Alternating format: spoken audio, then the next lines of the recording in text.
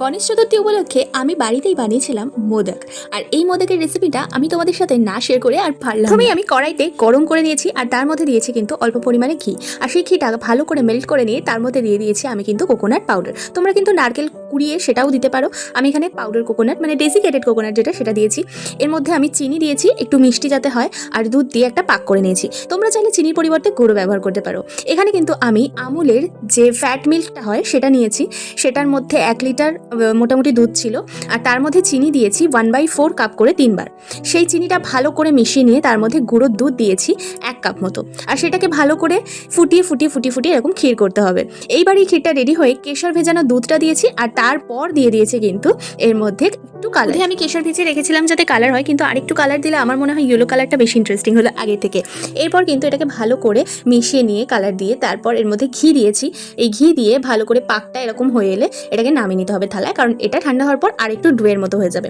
এবার যে নারকেলের পাকটা করে রেখেছিলাম সেটা একটা থালায় নিয়ে তার মধ্যে কিছু আমন্ড কুচি আর কিছু কাজু বাদাম কুচি দিয়ে ভালো করে মিশিয়ে পুরটা রেডি। এইবার দেখো এটাকেও ঠান্ডা করে ভালো করে মেখে নিয়েছি। ব্যাস, মাখামাখির ঝামেলা তো গেল। এবারে বানাতে হবে মোদক। আমি কিন্তু এখানে একটা মোদক শেপের মোল্ড নিয়েছি, তাই সেটাকে ভালো করে ঘি দিয়ে মাখিয়েছি, নিচের হাতেও একটু ঘি মাখিয়েছি। আর এই দেখো দুটো দিকেই আমি মোদকের যে ডোটা করেছি সেটাও দিয়েছি, মাঝখানে একটুখানি পুর দিয়ে এবার দুটো মুখ একসাথে বন্ধ করে দিতে হবে। আর বন্ধ করে দেওয়ার পর এইভাবে বাইরের বাড়তি জিনিসটা বের করে ব্যাস মোল্ডটাকে খুললেই আমাদের মোদক কিন্তু রেডি। এইভাবে কিন্তু আমি পরপর আরও কটা মোদক বানিয়েছি। আর এই জায়গাটা ছিল না এই ভিডিওটার মধ্যে সব থেকে ইন্টারেস্টিং, মানে মোল্ডের শেপে যখন মোদকগুলো বেরোচ্ছিল না, কি সুন্দরই না দেখতে লাগছিল।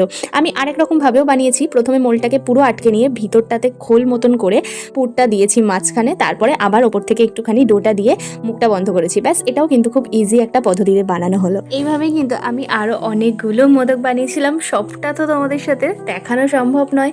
এই শর্টসের মাধ্যমে যেটুকু দেখালাম, তোমাদের যদি আমার এই মোদক রেসিপিটা ভালো লেগে থাকে তাহলে আমার চ্যানেলটা অবশ্যই সাবস্ক্রাইব করে দিও। আর তারপর কিন্তু আমাকে অনেক অনেক করে ভালোবাসা দিয়ে পাশে দেখো। আর যারা ফেসবুক থেকে দেখছো তারা কিন্তু ফলো করতে ভুলো না। আজকের ভিডিওটা এখানেই এন্ড করছি। কেমন লাগছে অবশ্যই কমেন্ট করো। টাটা।